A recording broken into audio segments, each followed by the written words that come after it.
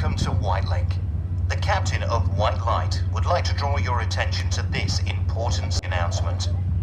When was the last time you had a Tunnock's tea cake? I don't think I've ever had it. They're like a biscuit at the bottom, then marshmallow, then chocolate all over them. Like, Can't say I've ever had one. straight after this, you need to get on the Tunnock's tea cakes. Episode loading. Play. You are listening to Freshly Squeezed. Isle of Wight Festival. We've decided now that this is it. This is absolutely, we're throwing everything at it. It's not just a hobby, it's definitely a lifestyle. Summer Paris. You're right, welcome to Freshly Squeezed, a new music podcast, once again introducing you to potentially your next favourite band. And this show marks the official start of the festival season. This is the first of a load of shows we're going to be doing over the next few months, highlighting some of our favourite festivals and, importantly, some of our favourite acts that are playing those festivals. These aren't the guys playing the main stages, these are the guys playing the smaller stages, the up-and-coming bands that one day will be festival headliners. But for now, you want to get in front of early doors and tell those I was there stories when they do make it to the main stage. This episode is all about Isle of Wight Festival, just a few weeks away, starting on the 19th of June. And like I said, some of the bands you need to be checking out. Yeah, there's some big, brilliant names on the bill, the likes of Sting, Stereophonics, Razorlight, Supergrass, the Mighty James as well. But if you dig a little bit deeper, there are even more brilliant bands featuring, especially on the This Feeling stage, which is where we're going to be heading over the next 20 minutes or so. 3 bands playing the festival that you won't want to miss, and we start with actually a band that might have crossed your path or crossed your ears before, the Crooks, because they have flirted with success in the past. Jack joins me on Freshly Squeezed. You're right, Jack? Yeah, all good, mate, yourself? Yeah, good. First off, important stuff. What time, what stage? It's going to be at about 10 o'clock on the Saturday evening on the This Feeling stage at Isle of Wight. Nice. Good slot that as well. Everyone's nicely lubricated by that point. Yeah, exactly. I think there's only one band on after us. Have you done Isle of Wight Festival before? Yeah, we did it in 2021, I think. It was when it was later in the year because it was just after the COVID lockdowns. I'm consistently told that it's one of the funnest festivals on the circuit, but I've not been myself. Does that hold up? Is it one of the good ones? We had a great weekend. We made a real, good few days of it, and the festival itself's awesome. You know, different genres as well. It's not just all the same thing. So before we kind of talk about what you're up to at the moment, I want to rewind the clock back a little bit in terms of the band, because it felt like a few years ago,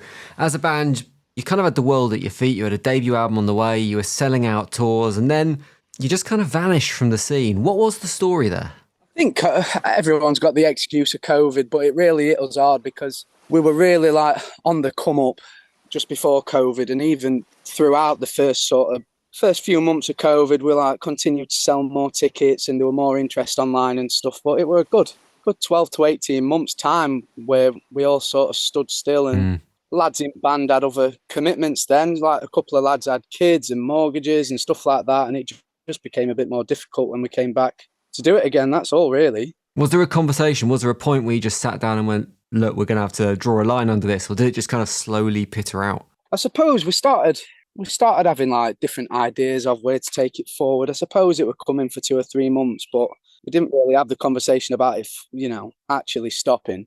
I suppose I'll tell the funny story. I don't think it's out there yet, but it's worth a listen. We were due to do a corporate gig for Scott's Menswear, and we met up at 12 o'clock midday, and the silly buggers gave us a credit card so that we could just drink and eat and whatever we wanted all day. And at about 8:30 that night, we'd all had far too much to drink and far too much to eat and all that sort of stuff, and just had a bit of a bicker and fallout, and that was the end. I think it was about half an hour before we were due to go on stage for a show. Very rock and roll though, right? That's, if you're gonna end it, that's the way to do it. Do it with a bit of a blowout. Me and one of the lads in the band were falling over each other in a burger shop, do you know what I mean? So it was definitely one of those stupid moments that we all regret. We were best friends again within a couple of weeks, but obviously the damage had been done, sort of thing. More positive now, you're back stronger. Any regrets about not following it through in the first place? Or do you feel like the kind of story you've been through and the journey actually puts you in a better place as a band this time around? Yeah, you could see it from either side at fence. Obviously, it'd have been nice to carry on with the momentum that we had. But we've all grown as people and understand each other more in terms of how we write and record music and everything. It's from every aspect, not just the day-to-day running of things. So I think it's, 6 of one and half a dozen of other, really. In terms of, obviously, the differences within the band, but in terms of the industry outside of the band, like you said, you had that success pre-pandemic. Post-pandemic, the industry feels in a slightly different place. Do you feel that? I felt there was a massive boom when people realised that they couldn't go out and do things during COVID. I think it's sort of plateaued again since, and I guess people have just got less disposable income to go and do this sort of thing. But I think it's a lot more difficult now than what it was a few years ago to make your break and get people to spend their hard-earned money. Do you know what I mean? Yeah, but there was that period during the pandemic, you're right, where people suddenly kind of realised what they'd missed. And when they could go there again, there was this little boom. But hopefully it will come back again that way. Yeah, let's all ride the coattails of Oasis coming back this year, and hopefully the indie scene grows again. Well, speaking of Oasis, you do get compared as a band to a lot of those 90s heritage acts. The one that begins with O has obviously been mentioned before. Cast, The Verve, I've heard you compared to as well. Obviously meant as a compliment, but as much as it's a compliment, do you find that makes it harder for you as a band to be recognised for your own thing when people are constantly going, oh, you sound a bit like this lot? I think what happened was the first EP we released was very much along those lines, and we sort of got tarnished with that brush, and we tried to avoid it for about a year, really, for the reasons you've explained. We didn't really want to be known as the band trying to be that sort of thing. But realistically, how we've sort of dealt with things recently is like people like that sort of music, and I know Oasis are coming back this year, but the majority of those bands aren't performing anymore live, and I guess it's a void in the market, and why not? If it's what we enjoy naturally writing and recording and stuff, why not do what you love? Well, obviously we're talking about Isle of Wight, that's on the calendar. What else is you in the plans for the year? Is there new music on the way at some point in 2025? Yeah, I'd definitely say there'll be something this year. We're debating whether or not to carry on just releasing single at a time, or whether to do an EP or even an album, but there'll be new music out. There's lots of shows throughout the summer. We've got some headline shows in June, the first week of June in Sheffield and London. A few support slots, a lot of festivals throughout the summer. So it's a busy year, to be honest. Nice one. You absolutely smash it live. Last time I saw you live, it was at the Ritz in Manchester supporting Lilacs, and it was like you'd never been away. It was as tight as ever. So anyone that sees you at Isle of Wight or any of those dates are in for an absolute treat. Going to play one of your tunes on Freshly Squeezed. What do you fancy? What kind of fits the festival vibe? I think we wrote and recorded I Wonder a few weeks before we did Isle of Wight in 2021, so I think that's fitting. Fair enough. We'll get it on. Nice one, Jack. Enjoy Isle of Wight Festival. If you see Kelly Jones backstage at any point, ask him what moisturiser he uses, because I've seen pictures of him recently and I just don't know how he looks so young. It seems impossible. But nice one. Cheers for coming on Freshly Squeezed. Nice one, mate.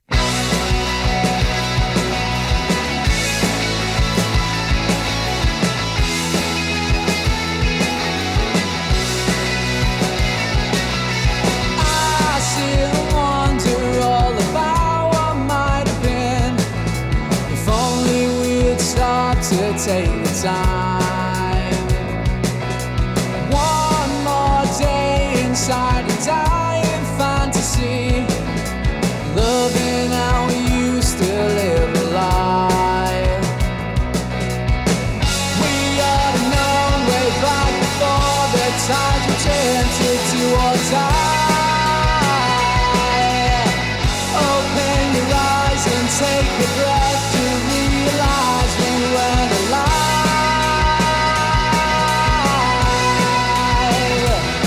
Cause living ain't for now. No, living ain't for now if you're not free. Cause living ain't for now. No, living ain't for now if you're not free. If you've not seen the Crooks before, you need to go and see them. Absolutely superb. So let's get another band on the podcast. The next band featuring on this Isle of Wight special are the Slates. They will be on stage during the festival, but they're in a bit of a different location right now. I'll tell you what, boys, you tell me where you are. Give me your exact location. In the Boozer, in the Beer Garden, Manchester. I love it. What have we got going on? What are the drinks of choice around the table? Got 2 Holston pills. We've got a Guinness and a cider. Dude, why do you say that so like sadly, like cider? Good. I'm glad you're getting prepped, getting stuck in early for the festival season. So let's do the important stuff. Isle of Wight Festival.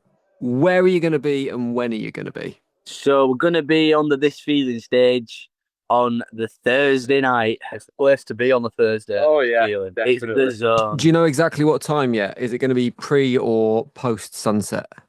Oh, that's a really I don't good think we're too question. sure yet, but whatever time it is, it's going to be absolutely booming. Nice. Okay. I think there's very different vibes that happen before, during, and after the sun goes down at festivals. So Maybe ours is like the sunset set, you could say. that'd be very cool, very special. So let's build a bit of a picture of the Slates as a band. So I understand originally you were called Distorted. Is that right? Yeah, That was back in the day. Distortion, that was like You've done your research. 7 years ago. Done your research. So what prompted the change from being called? I think Slates is a much better name, by the way. But what prompted the change from Distorted to the Slates? Well, rubbish. It was in high school, was it? Yeah, high school. like we made like in primary school, didn't we? Yeah, primary Yeah. school we were Distorted. Then even like high school we did a big rebrand. When we started to release music, really, we started to take it actually seriously and write our own stuff. So we're like, you know what, let's rebrand, let's get a name we actually like. Yeah, let's ever since crack lockdown, on. it sort of just picked up. That's where we changed the name and Yeah, had yeah. a whole rebrand through lockdown. That's how we all came together and thought, you know what, this is actually what we want to do. So the name change was a big part in Slate's legacy. I do like it. It feels kind of northern being called the Slates, and I like it. And you are up from this part of the world, actually from West Yorkshire. Is being from Murfield, is being from that part of the world, is that central to your identity as a band? Is that why you kind of claim it as your own? You know what? In some way, definitely, yeah, because I feel like Murfield is, although it's a very small town, like quite close to Leeds and Huddersfield, it's got a lot of music, like culture about it. Like there's a lot of people in Murfield that also do music, and we've had help from them in the past and stuff, and we've kind of built off that. Obviously, the bigger we get, we want to make Murfield that, well, it's already our home, obviously, but like put it on the map sort of thing. Wouldn't like a Blossom sort of sign when you go into Murfield that says the home of the Slates. That's the goal. Nice, I love that. So you are playing This Feeling stage at Isle of Wight, like you said. This Feeling tipped you as one of the bands to watch in 2025. You had a few other tips as being a potential breakthrough act this year. What kind of reaction do you have to that as a band? Does it make you impatient for success? Do you think, hang on, it's June, when's it going to happen? Does it kind of put pressure on? How do you feel about that? As much as we want to succeed instantly, it does come with time. And I tell you what, having these people that have been in the industry for so long, Longer than we've been alive. like, tipping us to be this band at this time, like, and we're only 19, 20 years old, like, it motivates us so much. It motivates us so much, and like, we can't wait to see what happens, sort of thing. Like, we've always been ready for it. I think now as well we've got a bit more experience, like, because we've been doing it for a while, so it feels like, you know, when should it happen, when it does happen, then like it feels like we know where we're at and what we can do from there as well. Hello? What's going on here? Can you hear me, boys? No, they've gone. Good.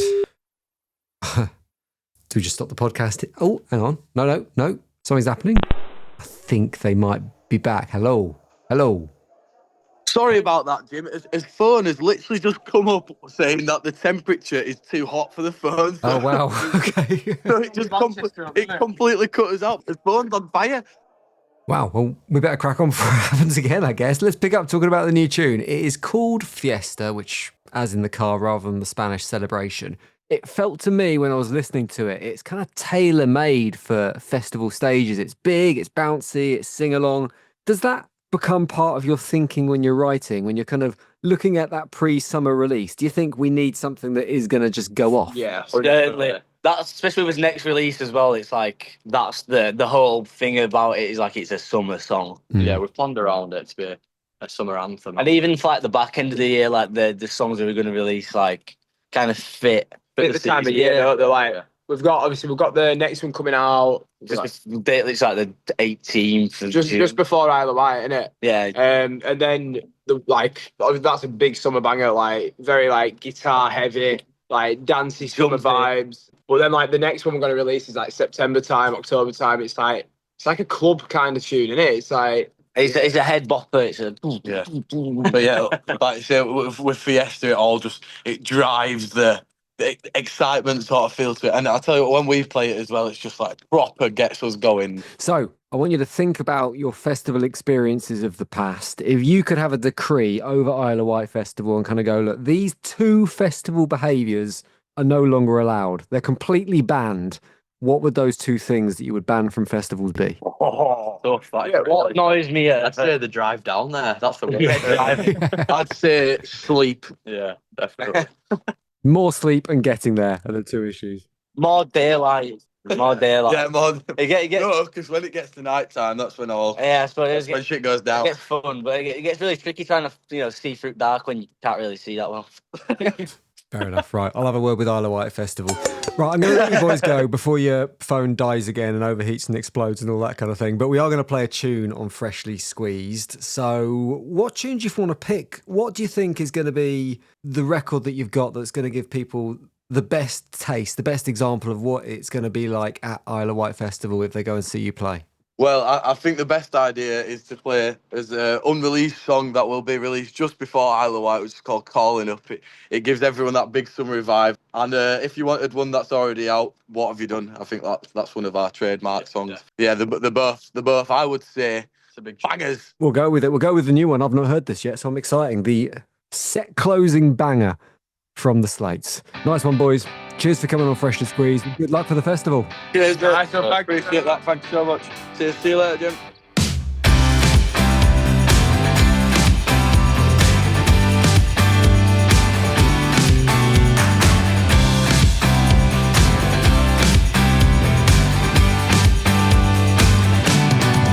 Oh, I've been calling up, no answers, and I've been showing up, and no one's there. So listen to me now, I'm not done talking, I've been wandering around town, and no one wants me there.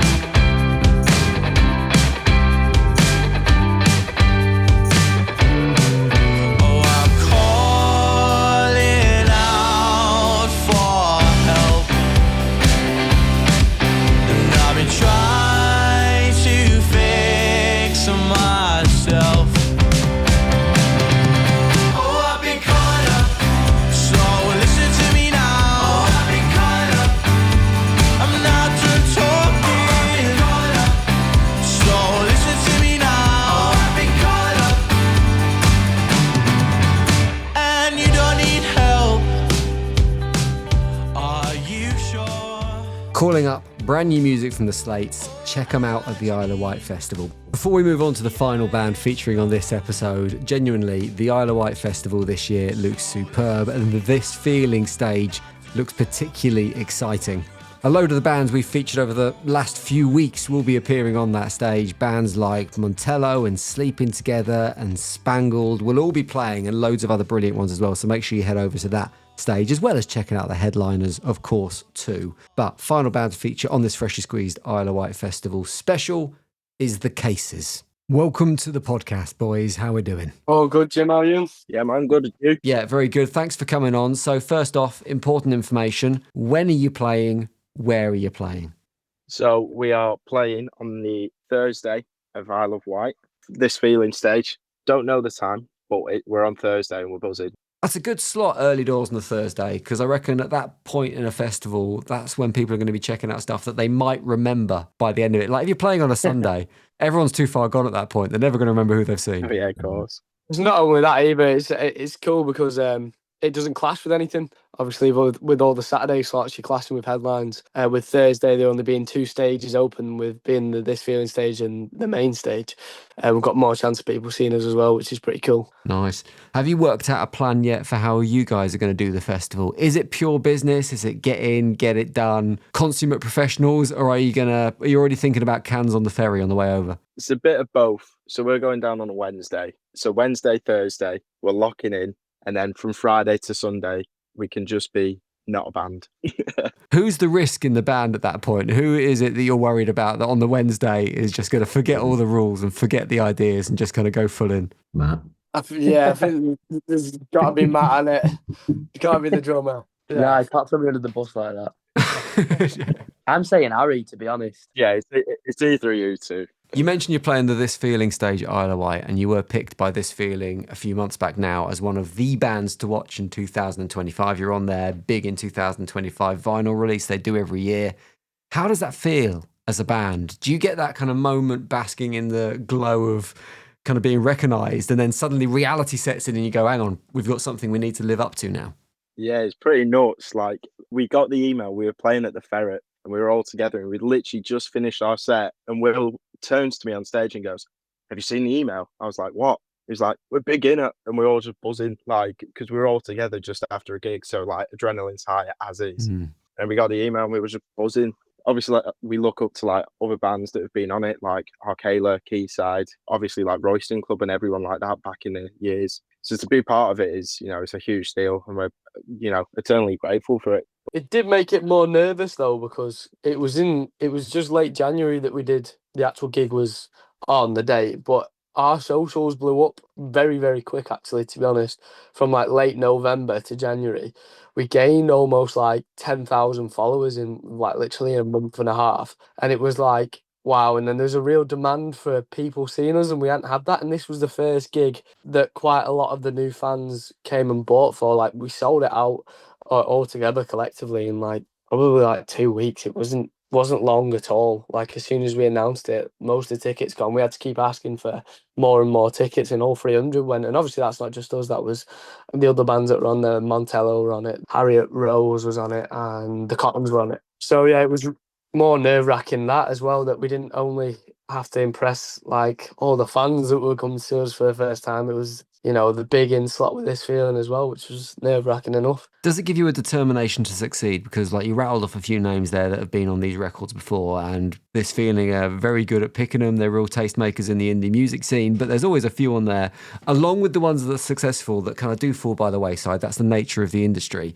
Does it make you kind of go, we don't want to be one of those ones, we want to be one of those ones? Yeah, 100%. It all comes down to consistency though, doesn't it? That's what we say. You see a lot of bands that do sadly like pack it in after they get to a certain point, but you've really, in this industry, you got to be all in, or, you know, you're only going to get to a certain point. Like, we've decided now that this is it. This is absolutely, we're throwing everything in it. We only have 2 days off a week, so we're with each other all the time, and that's it. We just absolutely go for it, and all the money we have, ask Matt, goes straight back into the band.